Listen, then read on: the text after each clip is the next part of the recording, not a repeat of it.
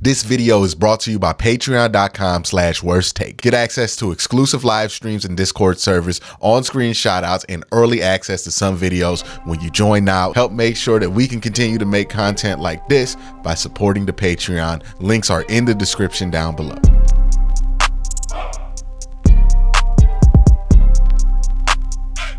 Let's talk about the future of Deshaun Watson in Cleveland, because while on one hand, it feels like the future hasn't even started with him, he hasn't even played a full season. I have multiple times throughout the 2 off seasons that Deshaun Watson has been on the team, heard a sizable group of people panic or be concerned or fearmonger is the best word I could put for it, about Deshaun Watson leaving us with nothing left to grab, and we would have traded these first round picks for a quarterback who wants to leave us and all of this stuff, despite the fact that he signed a fully guaranteed 5-year deal, which means that he probably ain't going nowhere, because a fully guaranteed contract means that. But I want to talk about that instinct, because it's one that comes up a lot if you follow Cleveland sports. And the instinct is, and I think this is for multiple very complex reasons that I'll try to explain today, that this happens. But one of the things that happens with the city of Cleveland, us, and big time athletes is we have, in general, a lot of us, a feeling that we don't either deserve or that these athletes hate this city inherently. Because every time we get a big star, there is a group of people who either, one, fearmonger about that player leaving, or two, kind of like get this weird little schadenfreude enjoyment out of a big star maybe not liking Cleveland. Like, it's the weirdest thing in the world. And if you aren't a Browns fan, you'll look at me and not really understand it unless your fan base goes through something similar.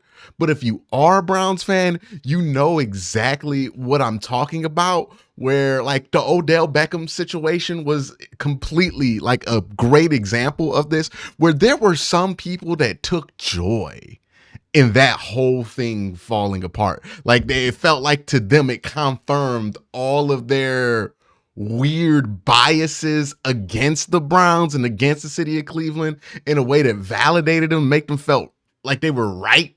I don't know. It's one of the weirdest things in the world. Again, it's complicated why it gets to that point. But the basic point I'm trying to make here is you can look at this city's history. Every time we get a big star, I'm not talking about like Denzel Ward's a star because he's a good corner. Like, I'm talking about a big star, somebody that people talk about outside of just pure football fan circles. Like Odell Beckham would count. Obviously, LeBron James would count. Kyrie Irving is somebody who falls under that lens. Deshaun Watson is somebody who falls under that lens. You can even put Nick Chubb as somebody who falls under that lens. And for sure, Myles Garrett falls under that lens. And what all of those guys have in common at various levels, people have spent their entire time here in the Browns, especially the guys that we acquire like through free agency or trade, especially those guys, the guys that we get drafted here, we're not as concerned about because we know we have the security of the rookie deal. But the guys who get traded here, you know, that have to make some kind of a decision to come here at some point, those are the dudes we fearmonger the most about with this stuff. But even with a homegrown guy like Myles Garrett, we can't stop talking about why he might want to leave. We can't stop doing that with Nick Chubb and why we might want to get rid of him, even though Nick Chubb is literally like one of the best draft picks this franchise has ever had. And we got him because Brock Osweiler. Like, it's crazy to think about. And the fact that AJ McCarron, like, that's a crazy thing. That's his own video. But anyways, we fixate every time we get a big star on any of our teams, Francisco Lindor, we fixate on when they leave or how they'll leave Or Donovan Mitchell's another example of this, right? We're doing this right now with the Cavs, where people are just fixating on, oh, he wants to leave. He wants to go to New York or ball. We should just trade him now to save the heartbreak. And to me, it feels like a scorned lover at some point. Like, we've been heartbroken so many times that we refuse to give somebody the chance to break our heart again. And it feels very soap opera-ish, but that's really how we operate sometimes, And part of me gets it because LeBron did leave twice. And the second time LeBron left, it wasn't that big of a deal. Like, I know some people act like it's a big of a deal. I feel like those people operated bad faith because nobody really cared that much when LeBron left the second time. Like, I promise you, nobody was really like burning jerseys or actually that upset with LeBron. After 2016, LeBron good, dog. Like, he don't got to do nothing else for the city. He's good. He's golden. But there are people who, it's because so many athletes have left, the second we get a big star, we get uncomfortable because we know that athlete could leave us based on past history. And while I'm empathetic to that, because I've been there, I literally been rooting for teams from this city for my entire life, I also think this is somewhat of a self-fulfilling prophecy.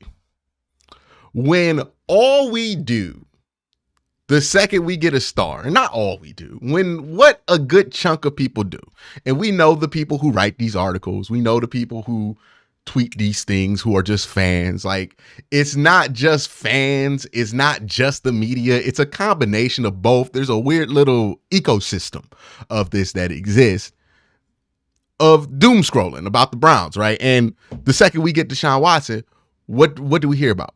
Articles about how Deshaun Watson could leave. Even now, before he's played a full season here, he's clearly indicated that he wants to play here for the rest of his life. He has to refute a claim that the Browns drafted DTR in some kind of connection to that they might want to move off of Deshaun Watson, that Deshaun Watson might want to move off of them. Like, we already have gotten to the point to where Deshaun Watson has had to refute a claim that he might want to leave. He hasn't played a full season yet. We've already got it to this point. And my thing is, part of the reason, not the whole reason, so many of these big athletes leave Cleveland isn't for the reasons we think. It's because we spend their entire stay here telling them how Cleveland is not enough for them. We're doing this with Donovan Mitchell right now. I think that's a good example. If you've been following that, a lot of this has been about, well, Donovan wants a big city. Well, Donovan wants this and Donovan wants that. And then we feed into that and we go, well, we don't got that. We can't keep Donovan. We should get rid of Donovan because he don't want to be here. And he might not feel that way. But you put it into his head that he don't want to be here, that Cleveland's not enough for him for a couple of years. Eventually, those are going to become real thoughts that manifest. And as much as we like to act like what people write, what people say online has no effect on these athletes or has a minimal effect on these athletes, that is the environment that we put them in. An environment that every time they open up their phone or check something or read an article about them, there's always a question of if they'll leave, when they'll leave, why they'll leave. We're always putting that in these big stars' heads. And then we act surprised when they act on the thoughts that we put in their head. And it's one thing when it's the national media doing it, right? Because that's easy to write off. If you're, let's say I'm a dude who got drafted to Cleveland or signed with Cleveland, I like it here. The national media don't like that I'm here. All right, man, I'm cool. I like it here, though. I'm kicking it. You know what I mean? Like, I'm not really worried about what the national media is saying. But it would hit different if I was dude who signed in Cleveland, who liked it in Cleveland. And then every time I pick up my phone, people from Cleveland telling me why I don't want to be in Cleveland. Like, what y'all know that I don't? You know what I mean? Like, if you move to a city and all the people and like 30% of the people that you meet in that city, or 30% of the people that you hear conversation from in that city are telling you why you should leave that city and why this city ain't enough for you, do you think you really gonna stay in that city long term when that's constantly being put in your head? This is the life this is the athlete life. Like, this is what we do to these big stars. The second they get past a certain level, we talk about how they could achieve more somewhere else. We did this with LeBron both times. We did this with Kyrie. We do this with everybody. And at some point, I feel like we got to call ourselves out on it because no, we aren't the only reason people have a negative opinion about the city of Cleveland. We aren't. Like, that's just, come on. Like, we're facing decades of being national punching bags from media and everywhere else. Like, the city of Cleveland has a bad reputation for more reasons than just what Clevelanders say. That's a ridiculous statement, right? And I'm not saying that. It's also true that we don't help when we react like that, right? As much as it's not all of our fault, we are also building into that image, and I don't think it's really helpful in us keeping these athletes. Not saying that all you have to say is like nice flowery stuff about the city, but maybe we shouldn't speculate on day one of a big star getting here why that big star would want to leave. Maybe leave that to the cynical national people. We don't got to do that locally. Like, we can take, if an athlete actually doesn't want to be here, we can do that and speculate on that when that happens. We don't have to do it early. And oftentimes we do it early. And when you tell people they don't want to be somewhere, some people are going to be like, yeah, you're right. I don't want to be here. Who might have been fine being here. So that's my little rant about that. Now let's talk about Deshaun Watson's future. Because I don't think Deshaun Watson came here for a short time. Think about, and this doesn't get spoken about enough, right? The recruitment of Deshaun Watson to the Cleveland Browns only gets talked about in the terms of painting the Browns as a very greedy team, a very cynical team that just wanted to get better at quarterback and ignored everything else. And it almost gets painted as if the Browns were the only team negotiating for Deshaun Watson. Like, hasn't it been interesting the more time we put into the actual trade for him and where we are right now, how it feels like the Browns were the only team negotiating for Deshaun Watson? Like, the Saints, the Panthers, and the Falcons part in this has like disappeared from the discourse about the recruitment of Deshaun Watson. It's like, oh, the Browns just dropped $230 million on Deshaun Watson's lap for no reason, as if there were no other teams competing for him. Also, we don't look at the recruitment in the context of who were the two teams that he had it filed down to before the Cleveland Browns came back into the picture. And why it might have been necessary for the Browns to drop that bag. Nobody wants to justify the bag. I get it, because nationally and some of y'all locally don't like Deshaun Watson in person. I get that. Okay. Like, I'm not going to tell you how to feel about that man. That man's reputation is that man's reputation. But what I will say is that doesn't exonerate us from looking at the actual recruitment and painting the story as it actually happened. Deshaun Watson was choosing between his hometown city, his hometown team, and the Atlanta Falcons, and Carolina, where he played his college football and was an absolute legend. In a homecoming, welcome back, I'm going to need as much goodwill as possible situation because, good Lord, the news on me is awful. Right? Like, he needed a base, a built-in base. And in his mind, he probably thought, and I'm speculating here, I'll make it clear, I'm speculating here. He probably thought in one set, hey, Atlanta's where I'm from. I know that I'm going to get love in Atlanta because I'm from Atlanta. I'm an Atlanta Falcon. I was an Atlanta Falcon fan. Warrick Dunn, you know, I got that story with Warrick Dunn. Like, it's all built in. I'll be a hometown hero if I go to Atlanta. In a situation where the man needed as much good PR as any human could possibly get. Or he could go to Carolina. Carolina, where he would also be a legend, a hometown hero, a returning figure to them. And somehow he chose the Cleveland Browns. One, that is remarkable. Two, that says something against the popular perception of Cleveland, which is Cleveland is this deterrent. Right. And that's how I think people view it, man. And I have a different view on this. I don't think Cleveland makes people want to come here. I don't think Cleveland makes people not want to come here. Cleveland, like many other cities in the country, is just another city. Like, in the grand scheme of things, the people not from here, it's just another city. It's not that big of a deal. It's not Salt Lake. right? Like Cleveland might have a goofy reputation, but I don't think people look at it like Salt Lake City or anything like that. Like it's clearly very different. It's a normal city in the United States of America. You have every access to everything that you would usually have access to. It's big enough to when concerts come in, you get the concert. Like it's a normal city, but it's not something that deters free agents, and it's not something that attracts free agents. So in order to get free agents for your given sport, you have to make an attractive appeal with your team, your roster for whatever sport we're talking about.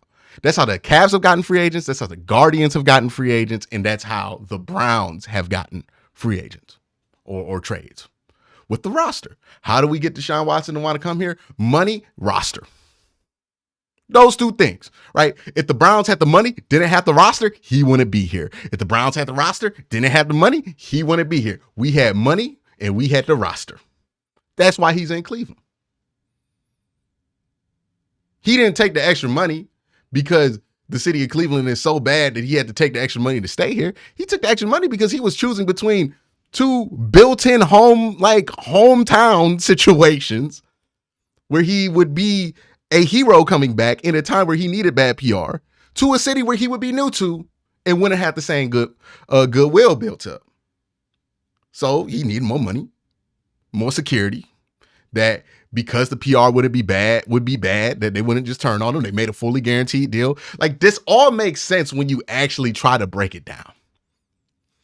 But we haven't tried to do that because his contract and what the Browns did to get him have been a topic of hot takes that we look over the fact that, yeah, the Browns had to pay more to get him because they had to make a commitment to get him because they weren't a team where it was guaranteed that the fan base would accept him for all of the reasons I mentioned above, plus what he was going through personally.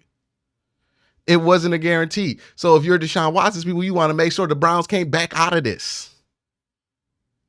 So they wanted the guaranteed deal, and the Browns wanted to make sure that he couldn't back out of it. It was a mutual agreement on, hey, if he comes to Cleveland, he probably needs this. It's good for both of us. So this brings me back to the future of Deshaun Watson in Cleveland. One, obviously success is going to factor in. If we stink for 5 years, he's not going to want to stay here, and we're not going to want to have him here. If he's good for 5 years, he's going to want to stay here. And the team's probably going to want him back. So much of this talk, and I've heard crazy things. I remember I was on Sports for Cleveland, and somebody's talking about how DTR could be the next Pat Mahomes. The clip is out there. I might try to find a clip and put it in the description. It was that ridiculous. But like the clip is out there where somebody has actually said that to me. And it's this fascination with like big stars not wanting to stay here. And I think in Cleveland, if we want to keep our stars, it's about can they win here? They're not going to stay here because the city's so dope and the vibes are great. They're not going to leave here because the city's so terrible and the vibes are terrible, right? I say all this to say we don't need to write about Deshaun Watson or any other athlete as if their future in Cleveland depends on their personal feelings about the city alone. Cleveland is a sports city, like many others, and a very passionate one, more passionate than most. Most people, most athletes, no matter how big of a star they are, will more than likely make their decision on if they want to stay in Cleveland on what the team is doing. So we don't have to spend so much time speculating on all these third-party, outside of the sport things when it comes to an athlete's will to want to stay here. We just got to report on the team. Because when we start doing all of that and dragging the city to try to add credence to our claims on why this guy doesn't want to be here, we put it in their head and we make a self-fulfilling prophecy. Does Deshaun Watson want to stay here? Absolutely. If the team's winning, like everybody else who plays sports. If the team's winning, he'll stay. He played in Death Valley, South Carolina for 4 years. I don't think he needs a big city. He's also from the country out in Georgia. Like he ain't from Atlanta. He's from like up there. So the idea that like he needs this big city, like that's not true. But we paint this thing to be true as if Cleveland's not enough for big stars, because something inside of us just believes that. And maybe we need to evaluate that as a fan base. But that's my thoughts on that. Let me know what you think in the comment section below. Y'all have a great day. Have a good night.